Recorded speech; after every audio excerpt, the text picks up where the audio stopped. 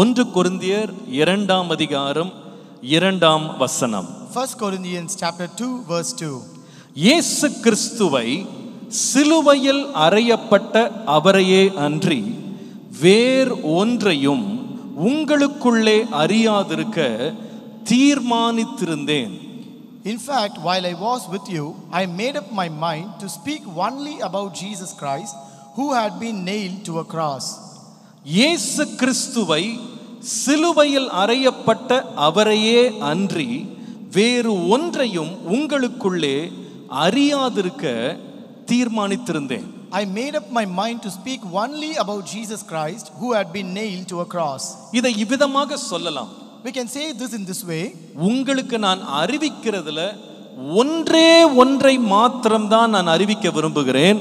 அது என்னவென்றால் சிலுவையில் அறையப்பட்ட இயேசு. Among the things that I want to speak to you, I want to speak about only one thing about Jesus Christ, who has been nailed to the cross. சிலுவையில் ஒருவர் அறையப்படுவதற்காக காரணம் என்னவென்றால் அவர்கள் கொலை செய்யப்பட வேண்டும், அவர்கள் மரிக்க வேண்டும். The reason why a person is crucified on the cross is because either he should be dead or he should be killed. கவனிங்கள், ஒரு நாளைக்கு ஏறத்தாழ 1.5 லட்சம் பேர் இந்த உலகத்திலே மரிக்கிறார்கள்.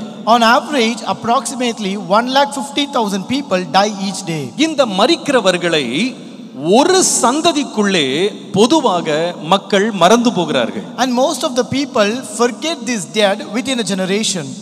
சங்கீதம் 103ஆம் சங்கீதம் 15-16 வசனங்களை வாசிக்கும் போது Psalm 103 verses 15 and 16 says, மனுஷனுடைய நாட்கள் புல்லுக்கு ஒப்பா இருக்கிறது, வெளியின் புஷ்பத்தை போல பூக்கிறான், காற்று அதன் மேல் வீசினவுடனே அது இல்லாமல் போயிற்று, அது இருந்த இடமும் இனி அதை அறியாது. As for man, his days are like grass, as a flower of the field, so he flourishes, for the wind passes over it and it is gone, and its place remembers it no more. மனிதனும் நினைவு கூர்றதில்லை, ஒருத்தர் இறந்துட்டார்னா இடமும் நினைவு கூர்றதில்லை. Even people won't remember the dead and its place as well. ஆனால் இயேசுவை பார்க்கும் பொழுது, But when you look at Jesus, அவர் மரணத்தை சந்தித்து 2000 ஆண்டுகள் முடிந்து விட்டது. see, it is almost 2000 years since he encountered death. ஆனால் இன்றைக்கும் அவரை நினைவு கூறுகிறோம். But we still remember him. இன்றைக்கு அவரை நாம் பிரசங்கம் பண்ணுகிறோம். We still preach him until today. இன்றைக்கும் அவரை நாம் அறிவிக்கிறோம். We also proclaim him even today. ஏன் அவர் மரணத்தை குறித்து இன்றைக்கும் நாம் பாடுகிறோம். Even we sing about the death of Jesus every day. நான் நினைக்கிறேன் இயேசுவின் மரணத்தை போல இந்த உலகத்தில் இதுவரை ஒரு மரணம் நடந்ததே இல்லை. I think there has been no other death like the death of Jesus in this world so far. இன்றைக்கு என்னுடைய செய்தியின் தலைப்பு the most significant death in the world. உலகத்திலேயே மிக மிக முக்கியமான மரணம் என்ற தலைப்பிலே உங்களோடு பேச போகிறேன். Today I am going to speak upon the topic the most significant death in the world. நான் நினைக்கிறேன் வேதம் இயேசுவின் மரணத்திற்கு அதிக முக்கியத்துவத்தை கொடுக்கிறது. I think the Bible gives a lot of importance to the death of Jesus. நாம் முதலாவது வேதம் கொடுக்கிற முக்கியத்துவத்தை பார்த்தால், First, when you look at the importance of the Bible, வேதத்தில் உள்ள அதிகாரங்கள் தீர்க்க தரிசனங்களாகவும் இயேசுவின் மரணத்தை நமக்கு அறிவிக்கிறதாகவும் அநேக அதிகாரங்களை மரணத்திற்கென்றே ஒதுக்கி இருக்கிறது. see, the Bible has chapters devoted to prophecies and presentations concerning the death of Jesus. நீங்கள் பழைய ஏற்பாட்டை எடுத்துக்கொள்வீர்களானால், When you consider the Old Testament, சங்கீதம் 16, சங்கீதம் 22, ஏசாயா 53, இது 3 அதிகாரங்களுமே இயேசுவினுடைய மரணத்தை பற்றி மாத்திரம் பேசுகிறது. Psalm 16, Psalm 22 and Isaiah 53 exclusively speaks about the death of Jesus. புதிய ஏற்பாட்டுக்கு வருவீர்களானால், When you come to the New Testament, 4 சுவிசேஷங்களிலேயும் இயேசுவின் மரணம் சொல்லப்பட்டிருக்கிறது. and the death of Jesus is being written in all the 4 Gospels. இதிலே விசேஷம் என்ன தெரியுமா? What is the speciality here? Mark எழுதின சுவிசேஷம், யோவான் எழுதின சுவிசேஷம் போன்ற சுவிசேஷங்கள்ல இயேசுவின் பிறப்பு கூட பெரிதாக சொல்லப்படவில்லை. Gospels like Mark and Gospel according to John, where the birth of Jesus is not given more in a detailed way. ஆனால் இயேசுவின் மரணத்தை மறக்காமல் சொல்லி இருக்கிறது. but they have not forgotten to mention the death of Jesus. நீங்கள் மத்தேயு சுவிசேஷம் 28 அதிகாரத்துல கடைசி 3 அதிகாரங்கள் இயேசுவின் மரணத்தை பற்றி பேசுவதற்காகவே பிரித்து வைக்கப்பட்டிருக்கிறது. Among the 28 chapters in Matthew, you can see the last 3 chapters are devoted to document the death of Jesus. Mark சுவிசேஷத்துல இயேசுவின் பிறப்பை பற்றியே சொல்லப்படல, ஆனால் அதில் இருக்கிற வெறும் 16 அதிகாரங்களில் 3 அதிகாரங்கள் இயேசுவின் மரணத்திற்கு முக்கியத்துவம் கொடுத்திருக்கிறது. In the gospel according to Mark, the birth of Jesus is not mentioned, whereas among the 16 chapters of Mark, 3 chapters are exclusively for the death of Jesus. லூக்கா எழுதின சுவிசேஷத்தில் 24 அதிகாரங்களில் 3 அதிகாரங்கள் இயேசுவின் மரணத்திற்கென்றே ஒதுக்கி வைக்கப்பட்டிருக்கிறது. Among the 24 chapters in the gospel according to Luke, 3 chapters are devoted exclusively for the death of Jesus. யோவான் எழுதின சுவிசேஷத்திலேயும் இயேசுவினுடைய பிறப்பை குறித்து பெரிதாக எழுதப்படவில்லை, ஆனால் அதிலே உள்ள 21 அதிகாரங்களிலே 4 அதிகாரம் இயேசுவின் மரண குறிப்பை குறித்து பிரித்து வைத்து எழுதப்பட்டிருக்கிறது. Even in the gospel according to John, there is no much detail about the birth of Jesus, but whereas among the 21 chapters, 4 chapters exclusively are devoted to the death of Jesus. ஆகவே வேத புஸ்தகத்துல இயேசுவின் மரணம் ரொம்ப முக்கியமானதாக சொல்லப்பட்டிருக்கிறது. So therefore the Bible says the death of Jesus is more important in the Bible. இரண்டாவதாக, Number 2, இயேசுவே தன்னுடைய மரணத்தை குறித்து மிகவும் முக்கியப்படுத்தி அதை முன்மொழிந்தார், முன் அறிவித்தார். Jesus gave importance to his death by predicting it. நீங்கள் மத்தேயு எழுதின சுவிசேஷம் 16ஆம் அதிகாரம் 21ஆம் வசனத்தை வாசிக்கும்போது, When you read Matthew chapter 16 and verse 21, அது முதல் இயேசு தாம் எருசலேமுக்கு போய் மூப்பராலும் பிரதான ஆசாரியராலும் வேதபாரகராலும் பல பாடுகள் பட்டு கொலையுண்டு 3ஆம் நாளில் எழுந்திருக்க வேண்டும் என்பதை தம்முடைய சீஷர்களுக்கு சொல்ல தொடங்கினார் என்று பார்க்கிறோம். from that time Jesus began to show his disciples that he must go to Jerusalem and suffer many things from the elders and chief priests and scribes and be killed on the third day be raised. மத்தேயு 17ஆம் அதிகாரம் 22-23 பாருங்கள். Matthew 17 verses 22 and 23.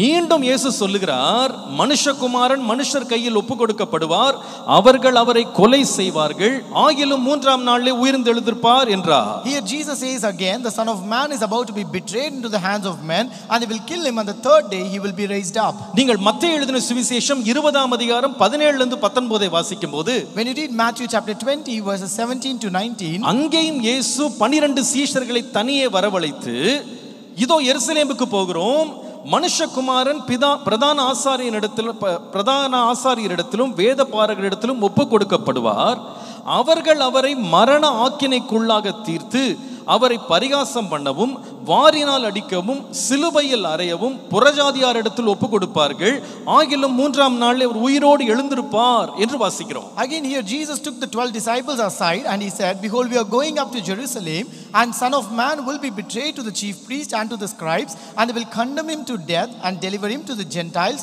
to mock and to scourge and to crucify, and the third day he will rise again. இயேசு மரிக்க போகிறார் என்று வேற யாரும் சொல்லல, இயேசுவே சொன்னார். It was none other but Jesus himself who told and predicted his death many times. வேதம் அவருடைய மரணத்துக்கு முக்கியத்துவம் தருகிறது. The Bible gives importance to his death. இரண்டாவது, இயேசுவே தன் மரணம் முக்கியமானது என்று அவரே சொன்னார். Number 2, Jesus himself gave importance to his death. மூன்றாவது சொல்ல முடியும், அவரை பின்தொடர்ந்த சீஷர்களும் இயேசுவின் மரணத்தை குறித்து பிரசங்கம் பண்ணுகிறதுல தயங்கவே இல்லை. Number 3, the disciples continued to preach about the death of Jesus. நீங்கள் 1 கொரிந்தியர் 2ஆம் அதிகாரம் 2ஆம் வசனம் நாம் வாசித்ததிலே பார்க்கும் பொழுது, As we read in 1 Corinthians chapter 2 and verse 2, சிலுவையில் அறையப்பட்ட இயேசு கிறிஸ்துவை தவிர வேற ஒன்றை நாங்கள் உங்களுக்கு அறிவிக்க மனமில்லைன்னு சொல்லுகிறார். he says, I made up my mind to speak only about Jesus Christ who has been nailed to a cross. இது பவுல் சொன்ன வார்த்தை. This is the words of Paul. பேதுருவை பாருங்கள். Look at Peter. அவர் பெந்தேகோஸ்தே நாளிலே செய்த முதல் பிரசங்கத்துல அவருடைய மெயின் டாபிக் என்னன்னு கேட்டீங்கன்னா, இயேசு கிறிஸ்து மரித்தார். On the day of Pentecost, the first sermon which he made, he mentioned the main topic as the death of Jesus. நான் நினைக்கிறேன் உலகத்துல பொதுவா ஒருத்தருடைய மரணத்தை பற்றி பொதுவா யாரும் பேச மாட்டாங்க. See, generally people won't speak about the death of a person in this world. நீங்க மரணத்தை பத்தி ரொம்ப பேசுனீங்கன்னா அது அபசகுனம்னு சொல்லுவாங்க. So when you speak about death, they say that is a bad omen. ஆகவே மரணத்தை மரிச்சிட்டாருன்னு சொல்லி விட்டுருவாங்க, அவ்வளவுதான். So they say that he is dead and they will leave the topic. எப்படி மரிச்சாரு, எங்க மரிச்சாரு, எவ்வளவு நேரம் கஷ்டப்பட்டாரு, இதெல்லாம் திரும்ப திரும்ப சொல்றதுக்கு விரும்ப மாட்டாங்க. So they don't like to repeat or say how did he die, where did he die, how did he suffer in his death. நீங்க பொதுவா பாத்தீங்கன்னா மரண வேளைகள்ல ஒருத்தங்க ரொம்ப கோரமா மரிச்சிட்டாங்க, ரொம்ப மோசமான நிலையில மரிச்சிட்டாங்க அப்படின்னா அந்த கதையை வெளியே சொல்றதுக்கு விரும்ப மாட்டாங்க. Generally when a person encounters a very gruesome death, the people will not even talk about or explain that death to other people. ஆனால் இயேசுவின் மரணத்தை நீங்கள் பார்ப்பீர்களானால், but when you look at the death of Jesus, அது உலகத்திலே மனிதன் கண்டுபிடித்த மரணத்தை உண்டாக்குகிற கொடுமையான விதம் சிலுவையில அறைந்து மரிப்பது. This crucifixion on the cross is the most gruesome and horrible death a man invented on this earth. ஆனால் ஆச்சரியமாய் இருக்கிறது, but it's really amazing, ஏனென்றால் வேதம் அந்த கொடுமையான மரணத்தை பாலிஷ் பண்ணி மறைத்து பாதி சொல்லி பாதி சொல்லாமல் சொல்லுவதற்கு சங்கடப்படாமல் மறைக்காமல் இருப்பதை அப்படியே தத்ரூபமாக ஒவ்வொரு அணுவாக அவருடைய மரணத்தை விளக்கி நமக்கு சொல்லுகிறது. The Bible did not cover up or just close up this gruesome death, but it says very minutely in a detailed manner the very things that happened in the death of Jesus. சரித்திர விதமாக எப்படி இயேசு மரித்தார், how did Jesus die historically, அரசியல் ரீதியாக எப்படி பாடுபட்டார், how he suffered in a political way, மத ரீதியாக எப்படி பாடுபட்டார், how he suffered in this religious manner, சரீரத்தில் எப்படி பாடுபட்டார், how he suffered in his body, மனதளவில் எப்படி பாடுபட்டார், how did he suffer emotionally, தன்னோடு கூட இருந்தவர்களால் எப்படி பாடுபட்டார், how he suffered along with the people with him, தன்னுடைய சத்துருக்களால் எப்படி பாடுபட்டார், how did he suffer because of his enemies. ஒவ்வொன்றையும் அணுவாக ஒவ்வொன்றாக இயேசுவை பற்றி அவருடைய மரணத்தை குறித்து வேதம் தெளிவாக நம்மோடு பேசுகிறது. The Bible speaks and records each and every part very minutely, meticulously in a detailed manner about the sufferings of Jesus Christ to us. இயேசுவின் மரணம் என்பது இந்த உலகத்திலே இதுவரைக்கும் நடைபெறாத ஒரு கொடுமையான மரணம். The death of Jesus is the most gruesome death which never happened in this world so far. எதற்காக இவ்வளவு பெரிய, இவ்வளவு உயர்ந்த, இவ்வளவு முக்கியமான ஒரு மரணம் இயேசுவின் வாழ்க்கையிலே தேவன் அனுமதித்தார்? Why did the Lord permit this most significant death in the life of Jesus? 1 கொரிந்தியர் 15ஆம் அதிகாரம் 3ஆம் வசனம் சொல்லுகிறது. 1 Corinthians 15 verse 3 says, நீங்கள் 4ஆம் வசனத்தை 3ஆம் வசனத்தை வாசிக்கும்போது, கிறிஸ்துவானவர் வேத வாக்கியங்களின்படி நமது பாவங்களுக்காக மரித்தார். that Christ died for our sins according to the scriptures. இவ்வளவு கொடுமையான மரணத்திற்கான காரணம் என்ன? What is the reason for this gruesome death? நம்முடைய பாவங்களுக்காக. Just for our sins. எல்லாரும் ஒரு முறை சொல்லுங்க, யாருக்காக? For whom? இப்படி சொல்லுங்களேன், கையை நெஞ்சு மேல வச்சுட்டு. Put your hand on your chest and say, என்னுடைய பாவங்களுக்காக. for my sins. என்னுடைய பாவங்களுக்காக. For my sins. இயேசு மரித்தார். Jesus died. இயேசு மரித்தார். Jesus died. இயேசு மரித்ததற்காக ஒரு முக்கிய காரணம் எடுக்க வேண்டுமானால் முதலாவது நான் சொல்லுவேன், நம்முடைய பாவத்தை அவர் கையாள்வதற்காக தான் இயேசு மரித்தார். The first reason why Jesus died is to handle our sins. நல்ல கவனிங்க. Listen carefully. பாவம், வேதம் சொல்லுகிறது, பாவத்தின் சம்பளம் மரணம். The Bible says the wages of sin is death. பாவம் செய்கிற ஆத்துமா சாகும். Every soul that sins shall die. இந்த உலகத்திற்குள்ளே மரணம் வருவதற்கான முக்கிய காரணமே என்னவென்று கேட்டா மனிதனுடைய பாவம். The most important reason for death to enter into this world is sin. வேற ஒன்றும் இல்ல, and nothing else. பாவமே. It is sin only. தேவன் ஒரே ஒரு கற்பனையை மனிதனுக்கு கொடுத்தார். God gave only one commandment to the man. உங்களுக்கு யாராவது வாலண்டியர்ஸ் ஹெல்ப் பண்ணுங்க போய். தேவன் ஒரே ஒரு கற்பனையை மனிதனுக்கு கொடுத்தார். God gave only one commandment to the man. அந்த ஒரு கற்பனையை மனிதன் காப்பாற்றாமல் மீறினான். But he forbade that commandment and he did not follow it. அந்த ஒரு கற்பனையை அவன் மீறி தேவனுக்கு விரோதமாக பாவம் செய்தபடியால் மரணம் இந்த உலகத்திற்குள்ளே வந்தது. Just because he trespassed that one commandment and did against the Lord, sin came into this world. ஆனால் ஏசாயா 53:5 முதல் 6 சொல்லுகிறது, But Isaiah chapter 53 verse 5 and 6 says, நம்முடைய மீறுதல்களின் நிமித்தம் அவர் காயப்பட்டு நம்முடைய அக்கிரமங்களின் நிமித்தம் அவர் நொறுக்கப்பட்டார். He was wounded for our transgressions, he was bruised for our iniquities. நீங்கள் 6ஆம் வசனத்திலே பார்த்தால் Verse 6 says, நாம் எல்லாரும் ஆடுகளைப் போல வழி தப்பி திரிந்து அவன் தன் வழியிலே போனோம். all we like sheep have gone astray, we have turned everyone to his own way. கர்த்தரோ நம் எல்லாருடைய அக்கிரமத்தையும் அவர் மேல் விழப்பண்ணினார். And the Lord has laid on him the iniquity of us all. நம்முடைய அக்கிரமத்தை இயேசுவின் மேல் விழப்பண்ணினார். The Lord made our iniquity to fall on Jesus. கர்த்தருடைய பரிசுத்த நாமத்திற்கு மகிமை உண்டாவதாக. Glory be to the holy name of God. அவர் ஏன் மரிக்க வேண்டும்? Why should he die? ஏன் இந்த மரணத்திற்குள்ளாக அவர் கடந்து போக வேண்டும்? Why he has to go through this death experience? வேதம் சொல்லுகிறது நம்முடைய பாவத்தினாலே. The Bible says because of our sin. நம்முடைய பாவத்தினாலே. It is because of our sin. பாவம் செய்கிற எவனும் அதனுடைய சம்பளத்தை வாங்க வேண்டும். Everyone who commits sin ought to get the wages of sin. நான் சொல்லுவேன், மரணம் என்பது வெறுமனே நம்முடைய வாழ்க்கையிலே சரீர பிரகாரமாக காணப்படுவது மாத்திரமல்ல. I would tell you this death is not merely a physical death seen in our body. ஒரு மனிதன் குற்றத்தை செய்யும்போது, when a person commits a mistake, ஒரு மனிதன் பாவத்திலே விழும்போது, when a person falls into sin, அவன் வாழ்க்கையிலே நடைபெறுகிற மரணம் அவன் வாழ்க்கையில் பல பகுதிகளில் என்பதை நீங்கள் கவனிக்கலாம். The death that happens in his life can be seen in many stages of his life. உதாரணமாக மரணம் என்பது அவனுடைய வாழ்க்கையின் பாவத்தின் விளைவாக அவனுடைய சரீரத்தை பாதிக்கிறது. For example, you can see that this wages of sin affects his body. அவனுடைய சரீரத்திலே மரணம் அவனை ஆளுகை செய்கிறது. Death overcomes his body. பாவத்திற்குட்படுகிறவன் மனதளவில் மரிக்கிறான்.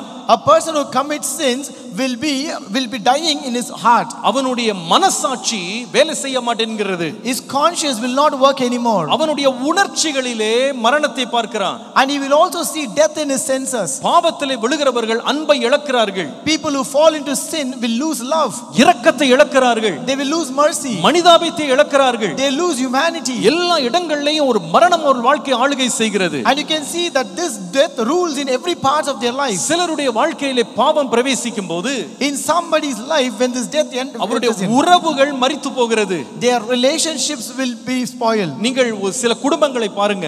You can see certain families, என்றைக்கு அவங்க குடும்பத்திற்குள்ள பாவத்தை அனுபவிக்கிறார்களோ, the day when they permit the sin to enter into their family, தன்னுடைய தனிப்பட்ட வாழ்க்கையில் அனுபவிக்கிறார்களோ, the day when they permit it to enter into their personal life, அதோட விளைவு என்னன்னு கேட்டீங்கன்னா அவங்களுடைய குடும்பமே உறவே மரித்து போகிறது. as a result you can see the entire relationship of the family is dead. சிலருடைய வாழ்க்கையில் நான் பார்த்திருக்கிறேன், அந்த டெத் எங்க வருது, அந்த நஷ்டம் எங்க வருதுன்னு கேட்டா அவங்களுடைய பொருளாதாரத்திலேயே அவங்க அனுபவிக்கிறாங்க. I've also seen in some people's life where they will encounter this loss in a financial way. நல்லா இருந்தான் சார், அவன் நல்ல கொடி கட்டி பறந்தான் sir, he was living a very prosperous and well life.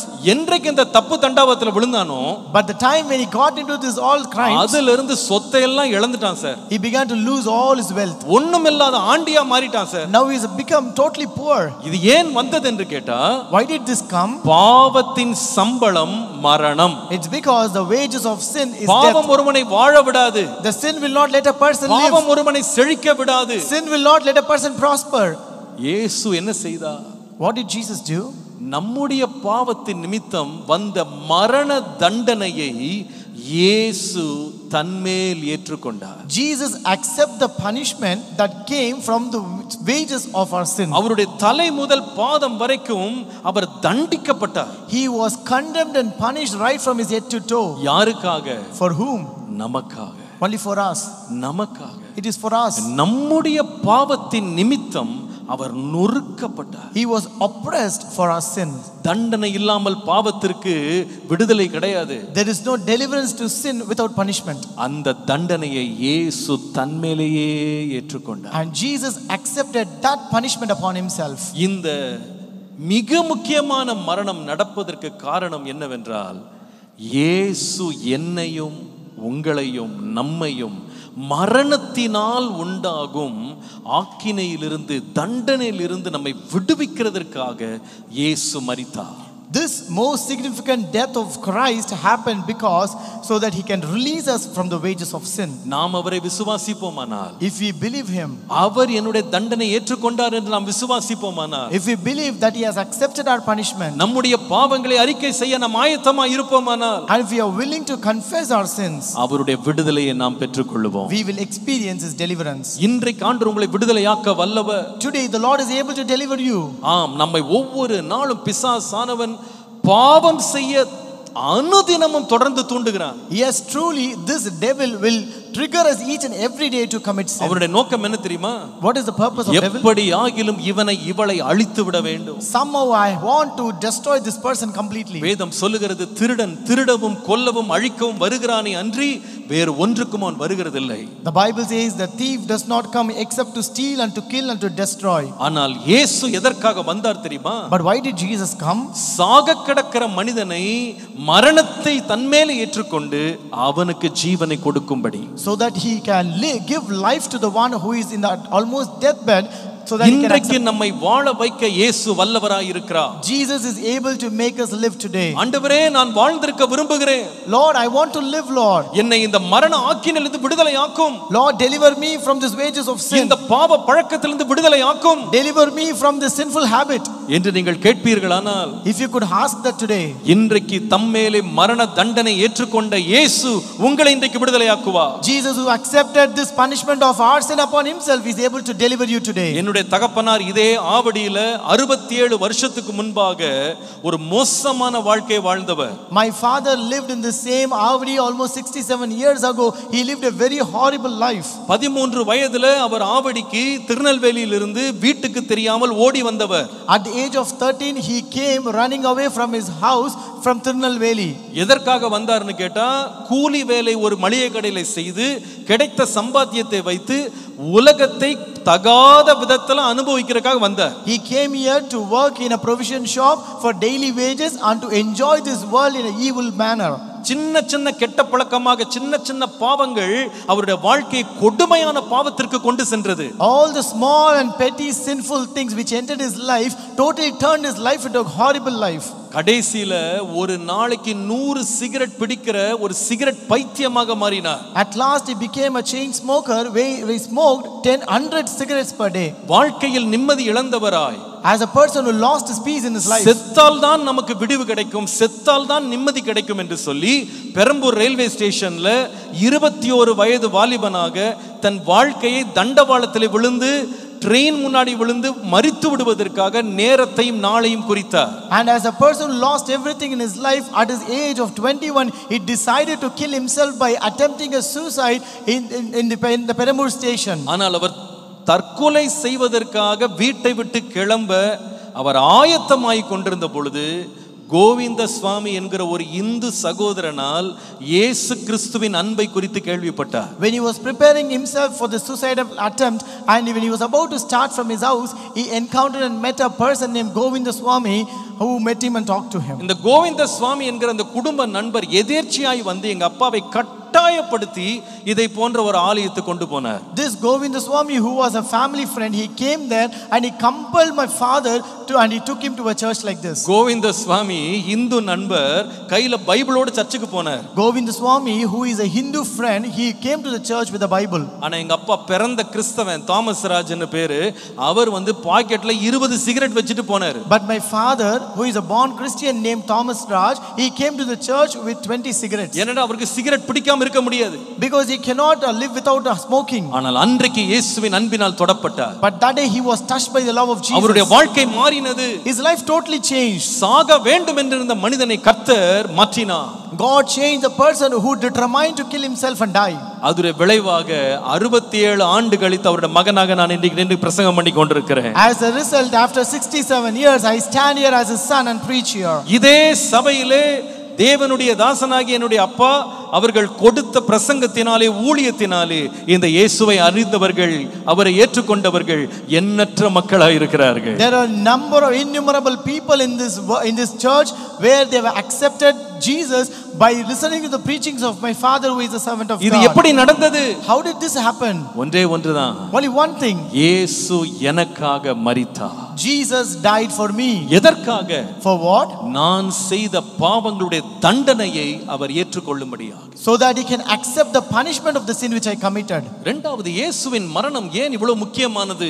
Number 2, why the death of Jesus is most significant? ஏசாயா 53 10ஆம் வசனத்தை வாசிக்கும்போது Isaiah 53:10 says, இரண்டாம் பகுதி, அவருடைய ஆத்துமா தன்னை குற்ற நிவாரண பலியாக ஒப்பு கொடுக்கும்போது அவர் தமது சந்ததியை கண்டு நீடித்த நாளாய் இருப்பார். when he make his soul an offering for sin, he shall seal his seed, he shall prolong his days. இரண்டாவது, இயேசுவின் மரணம் ஏன் முக்கியம் பெறுகிறது தெரியுமா? The second reason why the death of Jesus is significant, இந்த இயேசுவின் மரணத்தினாலே தான் ஒரு மனிதன் தேவனோடு நித்திய ஐக்கியத்தை அல்லது உறவை பெறுகிறான். the death of Christ births an eternal relationship with God. தேவனோடு நித்திய ஐக்கியத்தை உருவாக்குகிறது இந்த இயேசுவின் மரணம். This death of Jesus births an eternal relationship with God. நம்முடைய தேவன் பரிசுத்தம் உள்ளவர். Our God is a holy God. பாவி துன்மார்க்கன் ஒருபோதும் தேவனண்டை வந்து சேரவே முடியாது. A sinner or a wicked person can never come nigh to God. அவர் குற்றமற்றவர், மாசற்றவர், பரிசுத்தர். He is a God who is holy, who is without any sin and without any blemish. மனிதன் பாவம் செய்ததினால் தேவனோடு உள்ள உறவை முறித்துக் கொண்டான். Just because man committed sin, he broke the relationship with God. ஆகவே தேவனண்டை அவன் நெருங்க முடியவில்லை. Therefore he was not able to come near to God. கடவுளுடைய பிரசன்னத்திற்குள்ள போக முடியல. He was not able to enter the presence of God. ஆனால் இயேசு எதற்காக வந்தார் தெரியுமா? But why did Jesus come? மனிதனுக்கும் தேவனுக்கும் முறிந்து போன உறவை தன்னுடைய மரணத்தினாலே சீர்படுத்தும்படி வந்தார். Jesus came to set right the breach and the brokenness of relationship between man and God. ஒரு சிலுவை மரத்தை நீங்கள் பார்ப்பீர்களானால், When you look at a cross, அந்த சிலுவை மரத்தில் இயேசு தொங்கின அந்த தண்டு பாத்தீங்கன்னா நேரா வானத்துக்கும் பூமிக்கு நேரா இருக்கும். you can see that the vertical part of that cross will be standing between the earth and the heaven. அந்த மரம் எதற்காக அப்படி வைக்கப்பட்டது தெரியுமா? You know why it is placed there? இயேசு ஏன் அப்படி போய் மரிக்க வேண்டும் தெரியுமா? Why did Jesus choose to die that way? அந்த சிலுவை மரம் ஒரு செய்தியை சொன்னது. This cross gives a message. என்ன செய்தி? What is that message? மனிதனுக்கும் கடவுளுக்கும் நடுவுல இயேசு தொங்கி மனுஷனையும் கடவுளுக்கும் நடுவுல பாலமாக நின்றார். Jesus hung between God and man and he remained or set a bridge between God and man. இனி இயேசுவின் மூலமாக, அவருடைய மரணத்தின் மூலமாக அதை விசுவாசிக்கிறவன் தேவன் அண்டை சேர முடியும். Henceforth through Jesus, through the death of Jesus, and whoever believes it can reach God through Jesus. அவர் இல்லாம விடுதலை இல்ல. And there is no deliverance without him. அவர் இல்லாம நிம்மதி இல்ல. There is no peace without him. அவர் இல்லாம தேவனோடு உறவு இல்ல. There is no relationship with God without Jesus. ஆம், கடவுள் அண்டை சேருவதற்கு அவரை பிரியப்படுத்துவதற்கு காணிக்கைகளை தேவன் எதிர்பார்க்கவில்லை. God doesn't expect our offerings to please him to reach him. நம்முடைய பணத்தை வைத்து கடவுளுடைய நன்மதிப்பை பெற முடியாது. We cannot get a good reputation from God using our money. நம்முடைய பொருளை வைத்து நன்மதிப்பை பெற முடியாது. We cannot get a good respect from God by the அவருடைய products. சமூகத்திலே ஒருவன் பிரவேசிக்க வேண்டுமானால் தேவன் அவனிடத்திலே எதிர்பார்க்கிறது பரிசுத்தம். If a person ought to enter the presence of God, God expects holiness. அந்த பரிசுத்தம் யாரால் கிடைக்கிறது? How do we get that holiness? இயேசுவின் மூலமாக. Only through Jesus Christ. பாருங்க, இயேசு நம்முடைய பாவங்களுக்காக மரித்தார்னு சொல்லும்போது, when we say that Jesus died for our sins, சில பேர் நினைக்கலாம், ஓ வேற யாராவது மரிச்சிருப்பாங்களே, அவங்களெல்லாம் எந்த கணக்குல சேர்க்கிறது? some people may think, see others also died, then how can it be different from this? உங்களுக்கு சொல்லட்டுமா? Shall I tell you இந்த something? உலகத்துல யார் வேண்டுமானாலும் இன்னொருத்தருக்காக மரிக்கிறதுக்கு முன் வரலாம். See, any person may come front to die for any other person in this world. ஆனால் எந்த மனுஷனுடைய மரணமும் தேவனை பிரியப்படுத்தாது. But no death of a person can please God. ஏனென்றால் இந்த உலகத்திலே ஒவ்வொருவனை குறித்து வேதம் சொல்லுகிறது, எல்லாரும் பாவம் செய்து தேவ மகிமையற்றவர்களாயிட்டாங்க. It's because the Bible says that everyone have committed sin and fallen short of the glory of God. ஆகவே எல்லாரும் மரிக்க ஆயத்தமா வந்தா கூட தேவனால் அவங்க ஏற்றுக்கொள்ளப்பட மாட்டாங்க. Therefore, even though if everyone is prepared to give their life, but it will not be pleasing and accepted by God. தேவனால் ஏற்றுக்கொள்ளப்படுகிற ஒரே ஒரு மாசற்ற தூய பலி உண்டானால் அது இயேசு மாத்திரமே. Only pure and holy sacrifice that is accepted by God is Jesus Christ alone. அவர் பரிசுத்தத்தில் பிறந்தார். He was born in holiness. அவர் பரிசுத்தமாய் வாழ்ந்தார். He lived a holy life. அவர் பரிசுத்தர் என்று தீர்க்கப்பட்டார். And he was also considered as the holy. அவர் மட்டுமே தேவனண்டை நம்மை சேர்க்கிறதற்கு தகுதி உள்ளவராய் இருக்கிறார். And he is the only one eligible to take us to God. இயேசு ஏன் இந்த மரணத்திற்குள்ளே போக வேண்டும்? So why should Jesus enter into this death? நான் சொல்லுவேன், இயேசுவின் மரணம் தான் தேவனோடு நித்திய உறவை நமக்கு உண்டாக்குகிறது. I tell you, this death of Jesus is the one that bonds an eternal relationship நீங்க with God. கடவுளண்டை நெருங்க விரும்புறீங்களா? If you want to come near to God, அவருடைய பிரசன்னத்திற்குள்ள போக விரும்புறீங்களா? do you wish to enter the presence of அவருடைய God? அன்பை ருசிக்க விரும்புறீங்களா? Do you want to taste the love of God? கடவுளண்டை சேர விரும்புறீங்களா? Do you want to come closer to God? ஒரே ஒரு வழிதான். There's only one way. இயேசு மாத்திரமே. It is Jesus alone. இயேசு மாத்திரமே. It is Jesus only. அவர் இல்லாம விடுதலையே இல்ல. There is no deliverance without Jesus. அவரே வழி. He is the way. அவரே சத்தியம். He is the truth. அவரே ஜீவனாய் இருக்கிறார். And he is the life. ஆண்டவரே, நீர் கொடுக்கிற கிருபைக்காக உமக்கு நன்றி. Lord, thank you for the grace that you have given us, Lord. ஆண்டவரே, நீரே வழியாக இருந்து எங்களை நடத்துகிறதற்காக நன்றி. Lord, thank you that you are the way and you are leading us, Lord. ஆண்டவரே, நீரே எங்களுக்கு பாலமாய் இருப்பதற்காக நன்றி. Lord, thank you that you remain as a bridge between us, Lord. ஆண்டவரே, உம்மை நாங்கள் நோக்கி பார்க்கிறோம். Lord, we look unto you, Lord. இந்த வேளையில ஆண்டவரே, நீர் வழி. உம்மாலன்றி எனக்கு நிம்மதி இல்லை, உம்மாலன்றி எனக்கு விடுதலை இல்லை, உம்மாலன்றி எனக்கு நிம்மதி இல்லை, உம்மாலன்றி எனக்கு விடுதலை இல்லை, எனக்கு நீரே வழி, நீரே சத்தியம், நீரே ஜீவன் இயேசையா, எனக்கு நீரே வழி, நீரே சத்தியம், நீரே ஜீவன் இயேசையா.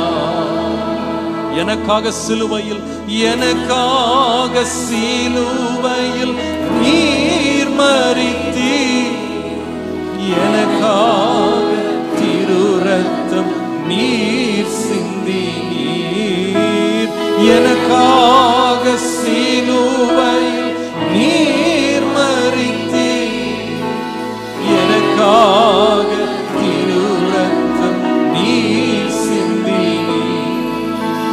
என் மகனே வருவாயா, இதயத்திலே இடம் தருவாயா, என் மகளே வருவாயா, இதயத்திலே இடம் தருவாயா. நம்ம நிறைய பேர் கடவுள்கிட்ட எப்படி போக நினைக்கிறோம்னா, நம்ம திருப்திக்கேற்ற மாதிரி கடவுள்கிட்ட போக நினைக்கிறோம். Many of us want to come near to God according to our satisfaction. ஓ, நான் கடவுள்கிட்ட என் சம்பாரிச்ச பணத்தை கொண்டு கொடுத்துட்டேன்னா நான் கடவுள்கிட்ட போயிடலாம். See, if I give the money that I have earned to God, then I can go closer to God. நான் இத்தனை தான தர்மம் செஞ்சுட்டா கடவுள்கிட்ட போயிடலாம். If I do alms, then I can draw closer to God. நான் இவ்வளவு நல்ல கிரியைகளை செஞ்சுட்டா கடவுள்கிட்ட போயிடலாம். If I do good things to others, I can go closer to God. வேதம் சொல்லுகிறது, நம்முடைய எல்லா நல்ல கிரியை கூட கடவுளுடைய கண்கள்ல அழுக்கான கந்த துணியை போல இருக்கான். The Bible says even our good things, good deeds are just like an old rags before the eyes of God. கடவுள் ஏற்றுக்கொள்ளக்கூடிய ஒரே ஒரு பலி உண்டானா இயேசுவின் தூய பலி.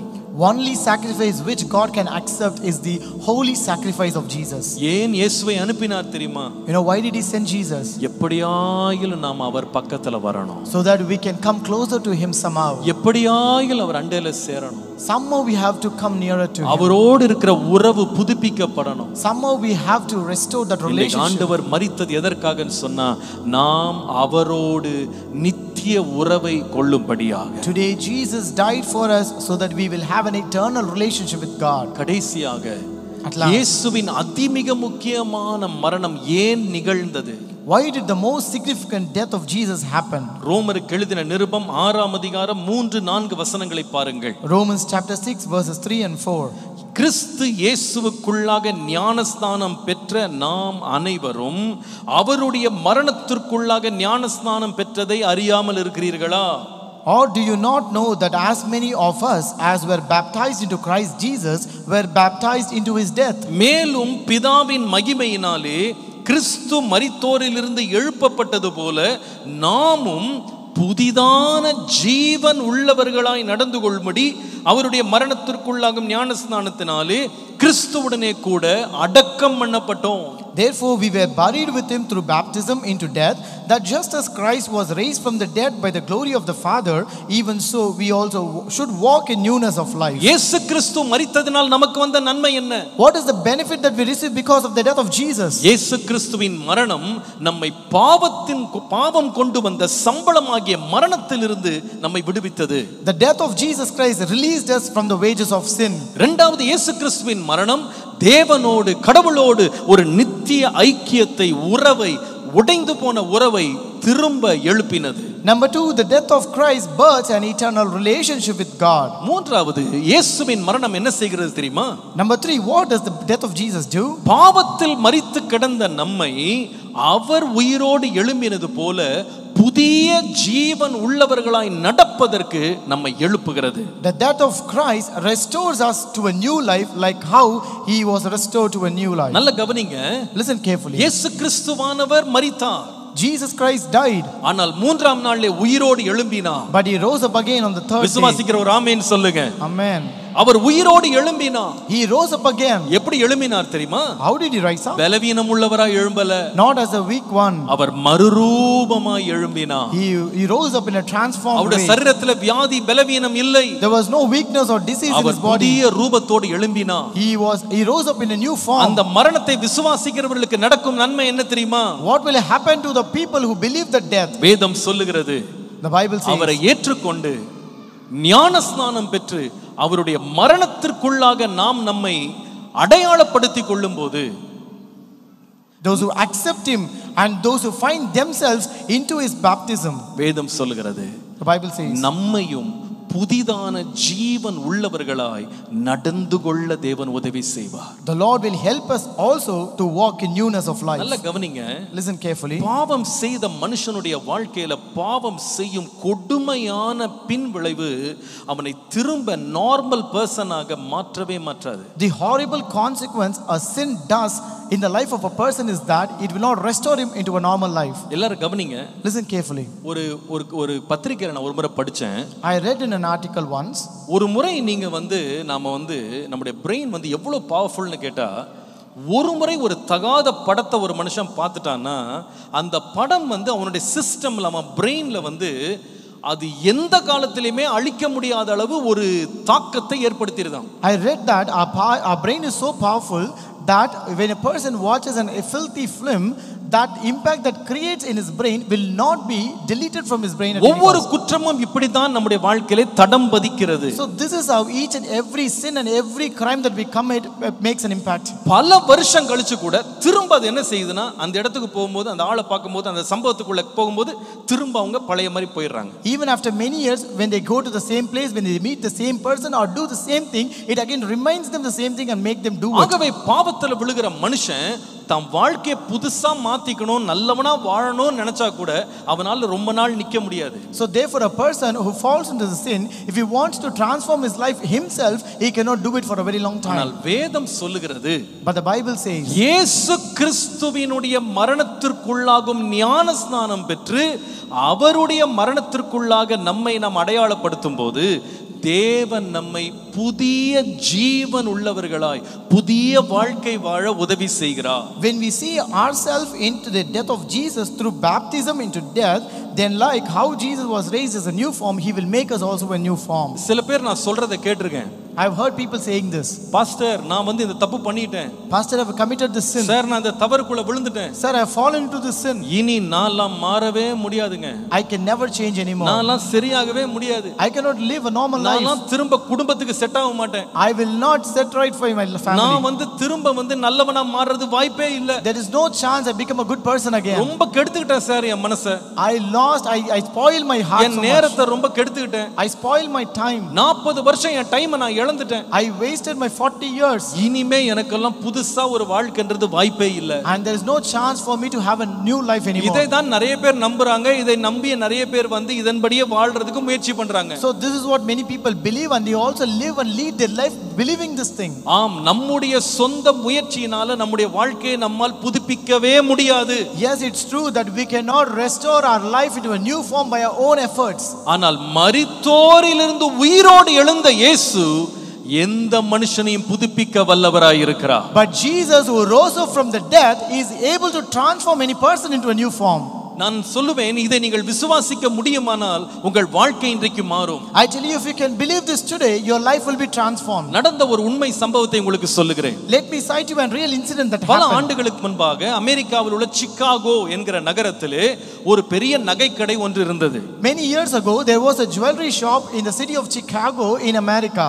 அந்த நகைக்கடையில ஒரு மனுஷன், ஒரு திருடன் அனுதினமும் அதை நோட்டம் விட்டு கொண்டே இருந்தான். There was a thief who was keeping eye on that shop every day. அந்த மனிதன் நோட்டமிட்டு கொண்டு ஒரு நாள் அதை திருடுவதற்கு ஆயத்தமாகி கடை மூடுகிற நேரத்துல திடீரென்று உள்ளே புகுந்து அந்த கடைக்காரனை உள்ளே தள்ளி அந்த ஷட்டரை தனக்கு பின்பாக மூடிக்கொண்டான். So having watched that shop for a very long time, this thief, one day when the shopkeeper was about to close the shutter, he just pushed him inside the shop, and he also went into the shop and closed the shutter behind. உள்ளே மாட்டிக்கொண்ட இந்த மனுஷன் மிரண்டு நிக்கும்போது கன்னை காமிச்சான். The person who was inside, he was totally trembled, and this man took his gun and showed him. சொன்னானா எல்லாத்தையும் என்கிட்ட கொடுத்துற சுட்டு போட்டுருவேன். He said, give me everything, otherwise I will shoot you. அந்த மனுஷன் கை கூப்பி சொன்னான், எதை வேணா எடுத்துக்கப்பா, என்ன மட்டும் கொன்றாத. So this man pleaded him, saying, take away whatever you want, but don't kill me. எனக்கு ஒரு மனைவி, 2 பிள்ளைங்க இருக்காங்க. I have a wife and 2 children. எனக்கு எந்த கெடுதலும் செஞ்சிராத. Please do not harm me. என்ன தயவு செய்து உயிரோட விட்டுரு. Kindly leave me. இருக்கிற பணத்தை எல்லாம் கொடுன்னு கேட்டான். And take all the money that he கையில இருந்த பணத்தை எல்லாம் வாங்கிட்டான். He took all the money that he gave உள்ள him. பெட்டியில இருக்க பணத்தை எல்லாம் எடுன்னா. And he asked him to take the money inside. அவன் உள்ள போய் ஒரு சேஃப்ல அவன் பணம் வச்சிருந்தான். So inside he kept some money in a safe. அதை எடுக்கிறதுக்காக குனிந்த பொழுது when he bent down to take that money, இந்த திருடன் நினைச்சிட்டானா இவன் போலீஸ்க்கு கூப்பிடுறதுக்காக அலார்ம் அமுத்த போறான்னு சொல்லி. This thief thought he is going to press an alarm to call the police. என்ன செய்தான் தெரியுமா? You know what did he do? இந்த மனிதன் எதிர்பார்க்காத நேரத்துல திடீரென்று கன்னை எடுத்து அப்படியே அவனை பாயிண்ட் பிளாங்க்ல நெஞ்சில வைத்து சுட்டான். At an unexpected moment, this man took that gun and shot him in the point blank in his chest. சற்றும் எதிர்பாராத இந்த மனுஷன் நடுங்கி கீழே விழுந்து தத்தளித்து கதறினான். யாராவது என்னை காப்பாற்றுங்கள், என்னை கொன்று விடாத அப்படின்னு கதறினான். Unexpected, this man, he fell on the ground and he was shouting, someone save me, someone help me, என்னை கொன்றாத, do not kill me. ஆனா இவன் கொஞ்சம் கூட இரக்கம் காட்டவே இல்லை. But this man never showed any mercy. இவன் கீழே ரத்த வெள்ளத்துல விழுந்து கிடந்தாலும் இவன் பாட்டுக்கு உள்ள போனா எல்லா ஷெல்ஃபையும் உடைச்சு உள்ள இருக்கிற எல்லா நகையும் எடுத்தான். That man was lying down in the bloodshed and flood of blood, but this man went inside, he broke everything, he took all the jewels and everything, மூட்டை கட்டினான். and he also tied everything in a bag. எடுத்துட்டு திரும்பி வந்தா இந்த மனுஷன் திரும்ப கத்திக்கிட்டே நிக்கிறான். And as he came back, he saw this man shouting at him. அந்த ரத்தத்துல எழும்பறான், வழுக்கி விழுறான், கத்துறான், எனக்கு தயவு செய்து காப்பாத்திருங்க. He is rising up in the blood and he is slipping down again and again and falling into the same pool of blood, and he was shouting, please help me. இவன் நினைத்தான், இப்படியே அவனை விட்டோம்னா போலீஸ்க்கு நம்மள காட்டி கொடுத்துருவான். So he thought, if I spare his life, he will surely show me to the police. ஆகவே இவனை முழுசா முடிச்சிரணும்னு சொல்லிட்டு பக்கத்துல வந்து திரும்ப சாகற வரைக்கும் சுட்டு போட்டான். So therefore he came near to that person and he shot him again and again until he died. எல்லாத்தையும் எடுத்துட்டு ஓடிட்டான். And he took everything and ran away. தடயமே இல்லாமல் போய் விட்டான். And he removed all the evidences there. பல மாதங்கள் இவனை கண்டுபிடிக்க முடியல. Police were not able to find him for many months. வேற ஒரு மாநிலத்திலே சந்தேகத்தின் அடிப்படையில் அவனை பிடித்து அரெஸ்ட் பண்ணினாங்க. And he was caught and arrested in suspicion for some அவன் மேல் வழக்கு போட்டு நடந்து கொண்டிருந்தது. And there was a case filed against him and investigation. சில மாதங்கள் முடிந்து விட்டது. And after many months, ஒரு நாள் அவனுடைய ஜெயிலுக்குள்ள அவனோட லாயர்ஸ் வந்தாங்க. all the lawyers came into his jail prison. அவனை பார்த்து சொன்னாங்க, உனக்கு நல்ல செய்தி. So they said, it's a good news for you. உன் மேல எந்த ஒரு எவிடன்ஸுமே இல்ல. There is no evidence or charge against you. ஆகவே இன்றைக்கு உன்னை விடுதலை பண்ண போறாங்க. Therefore they are going to let you free today. நீ இன்றையிலிருந்து சுதந்திரமா வாழலாம். And from today you can live a free life. இனிமே உனக்கு ஜெயில் இல்ல. And there is no more prison for you. இதை கேட்ட உடனே once he heard this, அந்த மனிதன் கதறினான். this man cried a lot. ஐயோ என்ன தயவு செய்து நீங்க தூக்குல போட்டுருங்க. Please hang me to death. என்னால வாழ முடியல. I cannot live. கேட்டாங்க உனக்கு பைத்தியம் பிடிச்சிருக்கா? They asked, are you mad? இத்தனை மாசம் உனக்காக நாங்க போராடி நாங்க இந்த கேஸை நடத்துறோம். We argued this case for so many months for you. Judge வந்து உனக்கு விடுதலை கொடுக்க போறாரு. The judge is also giving a freedom for you. இந்த நேரத்துல சாகணும்னு சொல்றியேப்பா. But at this point you say you want to die. ஏன் அப்படி சொல்ற? Why do you say so? இந்த மனுஷன் என்ன சொன்னான் தெரியுமா? No, what did he say? இந்த 6 மாசமா நான் டெய்லி செத்து பிழைக்கிறேன். For the past 6 months I've been dying each and every day. நான் எங்க திரும்பினாலும் அந்த நான் சாகடிச்ச மனுஷனுடைய முகம் என் கண்ணு முன்னாடி வருது. Wherever I look or turn, I can see the face of the person whom I killed. என்ன காப்பாத்துங்க, என்ன கொன்றாத நம்ம சொல்ற சத்தம் என் காதுல கேக்குது. I can hear his voice crying to me saying, please do not kill me, help me, please help me. என்னால தூங்க முடியல, சாப்பிட முடியல, வாழ முடியல. I'm not able to sleep, I'm not able to eat, I cannot live even. இப்படி வாழ்றதுக்கு செத்து போய்டலாம். It's better to die than to live like this. அதனால தயவு செய்து ஜட்ஜிட்ட போய் சொல்லி எனக்கு எப்படியாவது மரண தண்டனை வாங்கி கொடுத்துருங்க. Therefore kindly request judge and give me a death sentence.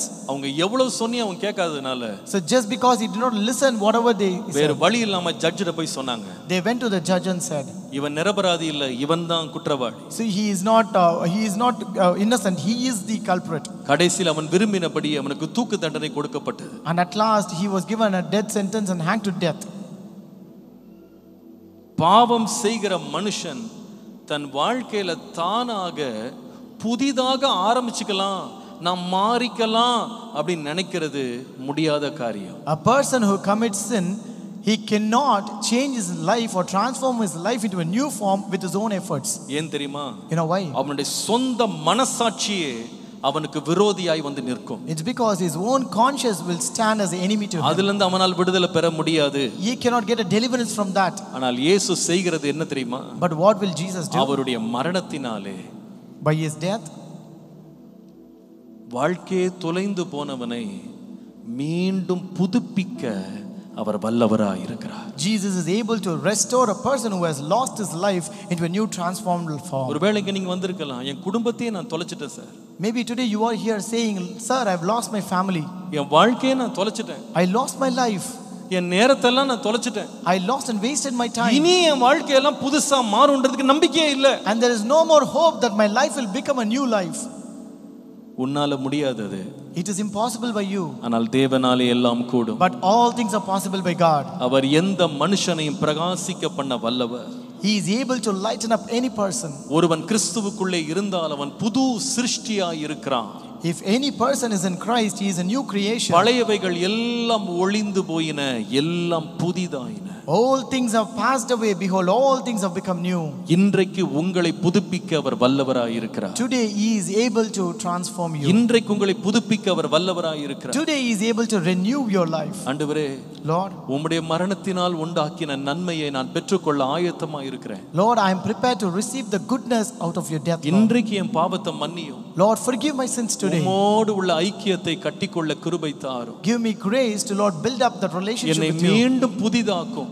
Lord, make me new again. என் நொறுங்கி போன வாழ்க்கையை திரும்ப சீர்படுத்தும். Lord, set right my broken life, Lord. என் வாழ்க்கையை கட்டி எழுப்பும். Lord, build my life up. நான் நொறுங்கி போய் வந்திருக்கிறேன். Lord, I'm totally broken today. எனக்கு நம்பிக்கையே இல்லாம நான் வந்திருக்கிறேன். I'm here totally in a hopeless இனி situation. நான் மாற முடியும், திருந்த முடியும், வாழ முடியும், எனக்கு நம்பிக்கை இல்ல. I don't have a hope that I can live a new life, I can change, or there can be any transformation in my life. இன்றைக்கு உங்களுடைய வசனத்தை நான் கேட்டேன். But today I have heard your word. அவருடைய மரணத்திற்குள்ளாகும் ஞானஸ்நானத்தினாலே தேவன் நமக்கு புதிய வாழ்வை நமக்கு தருகிறார் என்று நான் கேட்டேன். I heard that through baptism into death that you can give me a new life. இன்றைக்கு இயேசுவை ஏற்றுக்கொள்ள நான் விரும்புறேன். And today I want to accept Jesus. எனக்கு ஒரு புது லைஃப் தேவை. And I want a new life today. எனக்கு ஒரு புதிய ஆரம்பம் தேவை. I need a new beginning அது today. எவ்வளவோ நான் முயற்சி பண்ணிட்டேன். I tried a lot. என் பலத்தை நான் ட்ரை பண்ணிட்டேன். I tried with my strength. எத்தனையோ டிசிப்ளின் பண்ணிட்டேன். I disciplined myself. எவ்வளவோ சத்தியம் பண்ணி பார்த்துட்டேன். I also made many promises. ஆனா எனக்கு இன்னைக்கு உதவி வேணும். But I need some help today. உங்களுக்கு அன்பாய் சொல்றேன். I tell you with love. உங்களுக்கு உதவி செய்ய இயேசு போதுமானவர். Jesus is sufficient to help you. உங்களை உயிர்ப்பிக்க இயேசு வல்லவர். Jesus is able to revive you. உடைந்து போன எதையும் சீர்படுத்தவர் வல்லவர். Jesus is able to set right any broken thing. தொலைந்து போனதை மீட்கவும் ரட்சிக்கவுமே இயேசு இந்த உலகத்தில் வந்தார். Jesus came to seek and to find and redeem that is lost. இன்றைக்கு உங்களை ரட்சித்து புதுப்பிக்க வல்லவர். And he is able to save you and renew you today. ஒருவன் கிறிஸ்துவுக்குள்ளே இருந்தால் புது சிருஷ்டியாய் இருக்கிறான். If any person is in Christ, he is a new creation. பழையவைகள் எல்லாம் ஒளிந்தது, எல்லாம் புதிதானது. All things have passed away, behold all things have become new. இன்றைக்கு உங்களை புதுப்பிக்க இயேசு வல்லவராய் இருக்கிறார். Today Jesus is able to renew your life. இன்றைக்கு ஒருவேளை சத்தத்தை கேட்டுக்கொண்டிருக்கிற யாராவது எந்த பகுதியில் ஆகிலும் நம்பிக்கை இழந்து போய் இனி எனக்கு வருங்காலம் இல்லை, எனக்கு வாழ்க்கை எல்லாம் முடிந்து விட்டது நினைச்சிட்டு வந்திருக்கலாம். Is there someone here, as you listen to this word, you might be thinking, I've lost everything, I have no hope, there is no more future for me. இனிமே என் வாழ்க்கை எல்லாம் சீர்படாது sir. My life cannot be set right again. இனிமே நான் திருந்துவேன் எனக்கு நம்பிக்கை இல்ல. I don't have hope that I can transform இனிமே again. என் குடும்பத்தை நான் காப்பாத்துவேன் நம்பிக்கை இல்ல. I don't have a hope that I can save my family anymore. என் வாழ்க்கையில இவ்வளவு தூரம் இறங்கி போனது, என் வாழ்க்கை திரும்ப வருவேன் நம்பிக்கை இல்ல. I don't know, I have come so far but I don't know whether I can able to come back again. இன்றைக்கு புதுப்பிக்கிற ஒரு தேவன் இருக்கிறார். Today we have a God who will renew. அதற்காகவே மரித்தார். And he died for that sake. ஏன் என்னால் இதை ஆணித்தரமாய் சொல்ல முடியும் தெரியுமா? Why can I say this truly? இயேசு மரித்தார், ஆனால் மரித்தவர் உயிரோடு எழும்பினார். Jesus died, but Jesus who died rose up again. அவர் எழும்பினதுனால என்னால் விசுவாசிக்க முடியும், மரணத்தையே அவர் ஜெயிப்பார். ஆனால் உன் பிரச்சனைகளை தாண்டி வர அவர் உதவி செய்வார். Just because he rose up, I can believe, because when he is able to overcome death, he is also able to overcome all your problems. அவர் கல்லறையை திறக்க முடியுமானால் உன்னுடைய கட்டுகளையும் அவரால் அறுக்க முடியும். If he can open the graves, he is able to break all your bounds. உன்னுடைய வாழ்க்கையை இன்றைக்கு மாற்ற முடியும். He can change your life today. இன்றைக்கு அவர் மாற்ற ஆயத்தமாய் இருக்கிறார். And he is also ready to change your life today. உங்களுக்காக நான் ஜெபிக்க விரும்புகிறேன். I want to pray for you today. எல்லாரும் எழும்பி நிற்போமா? Let us all stand up. எல்லாரும் எழும்பி நிற்போம். Let us all stand up. நீரே வழி, நீரே சத்தியம், நீரே ஜீவன் இயேசையா. எனக்கு நீரே வழி, நீரே சத்தியம், நீரே ஜீவன் இயேசையா. நீர் தருவீர் எனக்கு, நீர் தருவீர் எனக்கு சமாதானம், நீர் தருவீர் எனக்கு சந்தோஷம், நீர் தருவீர் எனக்கு சமாதானம், நீர் தருவீர் எனக்கு சந்தோஷம். எனக்கு நீரே வழி, நீரே சத்தியம், நீரே ஜீவன் இயேசு. எனக்கு நீரே வழி, நீரே சத்தியம், நீரே ஜீவன் இயேசையா. இன்றைக்கு கேட்ட வார்த்தைகளை ஒரு நிமிடம் நினைத்து பாருங்கள். Just remember the word that we heard today. இயேசுவின் கோர மரணம் எதற்காக? Why is this gruesome death of Jesus? பாவத்தின் சம்பளமாகிய தேவ கோபாக்கினை, தேவ தண்டனையிலிருந்து நம்மை விடுவிக்கிறதுக்காக அவர் மரித்தார். He died so that he can release us from the wages of sin. எதற்காக இயேசு மரித்தார்? Why did Jesus die? நமக்கும் கடவுளுக்கும் உடைந்து போன உறவை திரும்பவும் சீர்படுத்துறதுக்கு தன்னையே பலியாய் கொடுத்து நம்ம உறவை தேவன் சீர்படுத்தும்படியா. Jesus died by giving himself as a living sacrifice to create an eternal relationship with எதற்காக God. இயேசு மரித்தார்? Why did Jesus die? நமக்கு புதிய வாழ்வை கொடுக்கும்படியா. He died to restore us a new life. எல்லாரும் கண்களை மூடி இருக்கும்போது, As everyone's eyes are closed. அந்த இயேசுவை பற்றி இன்னைக்கு நான் கேள்விப்பட்டிருக்கிறேன். Pastor, I heard about Jesus today. அந்த இயேசு கொடுக்கிற புது வாழ்வு எனக்கு வேண்டும். I need that new life which Jesus gives நான் me. அவரை ஏற்றுக்கொள்ள விரும்புறேன். I want to accept him. இயேசு என் உள்ளத்துல வரட்டும். I want Jesus to come into my life. வாழ்க்கையை அவர் மாற்றட்டும். And I want him to என்ன change me. புதுப்பிக்கட்டும்னு சொல்றவங்க. And everyone who says that he want to renew you. எல்லாரும் கண்களை மூடி இருக்கும்போது உங்க வலது கரத்தை உயர்த்தி உங்களுக்கு நான் ஜெபிக்கிறேன். You can raise your hands, right hand as everyone is praying. நீங்க விசுவாசத்தோட கையை உயர்த்துங்க. you raise your hands with belief. இயேசுவே அந்த பாவ மன்னிப்பு எனக்கு தாரும். Lord, give me that forgiveness of sin. அந்த புதிய வாழ்க்கை எனக்கு தாங்க. Lord, give me that new life, அந்த Lord. புதிய துவக்கத்தை தாங்க. Give me that new beginning, N Lord. வாழ்க்கையில நொறுங்கி போனது, உடைந்து போனது, இழந்து போனதெல்லாம் திரும்ப தாங்க. Lord, restore all the things that are broken in my life, நீங்க Lord. எங்க உட்கார்ந்திருக்கீங்களோ உங்களை நான் பார்க்க முடியாம இருக்கலாம். See, I may not see you wherever you are seated here. உள்ளே உட்கார்ந்திருக்கீங்க, மேலே உட்கார்ந்திருக்கீங்க, வெளியே எல்லாரும் உட்கார்ந்திருக்கீங்க. ஆன்லைன்ல பல தூரத்துல இருந்து ஆயிரக்கணக்கான பேர் பார்த்துட்டு இருக்கீங்க. You are seated inside, you are seated in the balcony, you are seated outside, or there are many thousands who are watching through online as well. நான் உங்களை பார்க்கல. I am not watching you. ஆனால் இயேசு உங்களை பார்த்து கொண்டிருக்கிறார். But Jesus is watching you. இந்த இயேசு உயிரோடு இருக்கிறார். This Jesus is alive. கண்களை மூடி கரத்தை உயர்த்தி சொல்லுங்க, இயேசுவே. Close your eyes, raise your hands and say, Jesus, நான் ஒரு பாவி. I am a sinner. என் பாவத்தை மன்னியும். Forgive my sin, Lord. என் உள்ளத்தை சுத்தமாக்கும். Cleanse my heart, Lord. உம்மோடு என்னை உறவாட கிருபை தாரும். Give me, Lord, grace to have relationship with you. ஆண்டவரே, நான் உம்மோடு இருக்க விரும்புறேன். Lord, I want to be with you, Lord. உம் அருகில சேர விரும்புறேன். I want to come closer to you, Lord. என் வாழ்க்கையில எல்லாவற்றையும் புதிதாக்க விரும்புறேன். I want you to make everything new in my நான் life. எவ்வளவோ முயற்சி பண்ணிட்டேன். Lord, I tried a lot. என்னால முடியல. But it's impossible. ஆனா நீங்க புதுப்பீங்க ஆண்டவரே. But Lord, you renew me, Lord. எல்லாத்தையும் புதுப்பீங்க You ஆண்டவரே. renew everything, Lord. ரெண்டு கையறத்தை அப்படியே உயர்த்தி ஆண்டவர்ட்ட கேளுங்க, என்ன புதுப்பீங்கன்னு சொல்லுங்க. Raise both your hands and ask, என்ன Lord, புதிதான ஒரு வாழ்க்கை வாழ உதவி செய்யுங்க. Lord, help me to live a new life, Lord. புதிதான வாழ்வு வாழ உதவி செய்யுங்க. Help me to live a new life, அப்படியே Lord. கரங்களை உயர்த்தி ஜெபிக்கும் போதே இயேசு உங்களை சந்திப்பா. As you are raising your hands and praying, Jesus is meeting இந்த you. வேளையில அவருடைய அன்பு உங்கள் உள்ளத்தை தொடும். And the love of Jesus will touch your heart. இப்பொழுது அவருடைய மன்னிப்பு உங்கள் மேல் வரும்.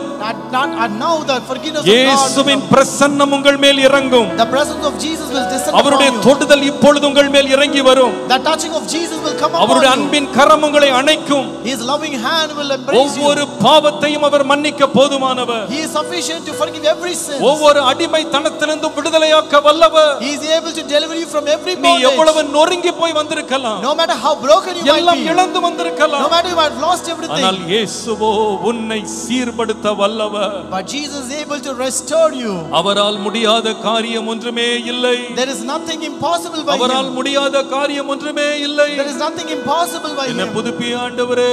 Lord, renew me, என்னை Lord. புதுப்பி ஆண்டவரே. Renew me, Lord. எனக்கு புது வாழ்வை தாங்கப்பா. Give me a new life, Lord. Thank you Jesus. Thank you Jesus. அன்பின் ஆண்டவரே, அப்படியே செய்கிறதற்காக நன்றி. எங்களுக்காக மரித்ததற்காக நன்றி. எங்களை புதுப்பிக்கிறதற்காக நன்றி. எங்களை புதுப்பிக்கிறதற்காக நன்றி. Thank you for renewing us, Lord. Thank you Jesus. நன்றி இயேசுவே. Thank you, Jesus. Oh hallelujah. இயேசு நல்லவர். இயேசு நல்லவர். இயேசு நல்லவர். நல்லவர் உனக்கு. இன்னொரு முறை பாடுவோம். இயேசு நல்லவர். இயேசு நல்லவர். இயேசு நல்லவர். நம் இயேசு நல்லவர். நல்லவர் உனக்கு. கரம் பிடித்து நடத்துவார். பாடுவோம் சபையார் எல்லாரும். கண்மலைவே நிறுத்துவார். Thank you Jesus. கரம் பிடித்து நடத்துவார். கண்மலைவே நிறுத்துவார். ஒரு தேற்றுவது போ என் நேசர் தேற்றுவார். ஒருபோதும் கைவிடார். ஒருபோதும் கைவிடார். ஒரு நாள் விலகிடார். ஒரு போதும் கைவிடார்.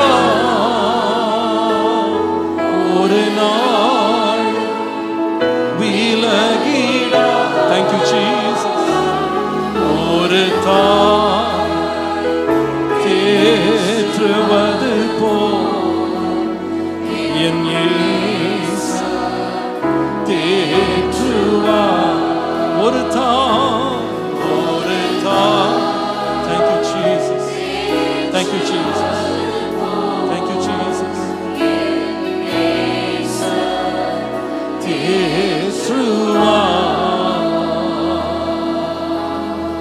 சேர்ந்து சொல்லுவோம். என் ஆத்துமாவே கர்த்தரை ஸ்தோத்ரி, என் முழு உள்ளமே அவர் பரிசுத்த நாமத்தை. என் ஆத்துமாவே கர்த்தரை ஸ்தோத்ரி,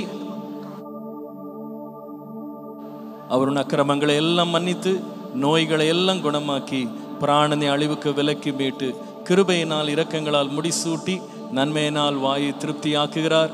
கழுகுக்கு சமானமாய் வயது திரும்ப வால வயது போல் ஆகிறது. ஆமேன். ஒரு நல்ல ஒரு அல்லேலூயா சொல்லுவோம்.